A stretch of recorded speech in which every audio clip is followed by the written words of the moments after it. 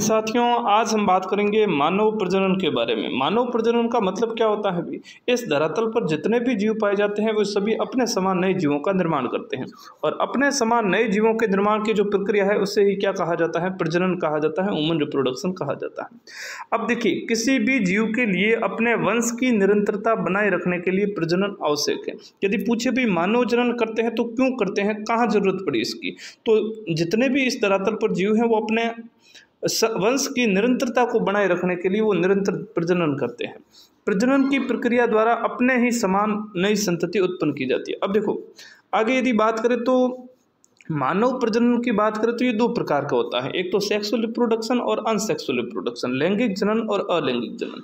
लैंगिक, सबसे पहले यदि लैंगिक जनन की बात करें तो अपन कह सकते हैं जब जनन की प्रक्रिया में नर और मादा दोनों भाग लेते हैं तो उस प्रकार के जनन को लैंगिक जनन कहा जाता है। और जब नर और मादा में से, या अपन कह सकते हैं केवल एक ही जीव के द्वारा अपने समान नए जीव का निर्माण किया जाता है तो उसे अलैंगिक जनन कहा जाता है। अब सबसे पहले यदि लैंगिक जनन की बात करें तो इसमें दो जीव होते हैं, एक तो नर और दूसरा होता है मादा। नर के द्वारा नर युग्मक बनाते हैं, मादा के द्वारा मादा युग्मक बनाते हैं।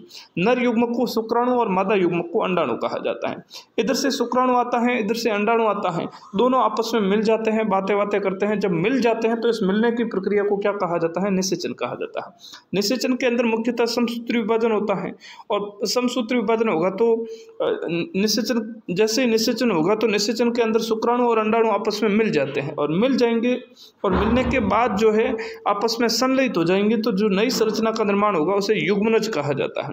अब युग्मनज में जब समसूत्री और असूत्री विभाजन होता है तो भ्रूण बनता है और इस भ्रूण से क्या बन जाता है? नया जीव बन जाता है। ठीक है, इस प्रकार अपन कह सकते हैं दो जीव मिलकर एक नए शिशु का निर्माण करते हैं और जब जनन की प्रक्रिया में दो जीव भाग लेते हैं तो उस प्रकार के जनन को क्या कहा जाता है? लैंगिक जनन कहा जाता है। ऐसी वीडियो देखने के लिए हमारे यूट्यूब चैनल को सब्सक्राइब करो। जय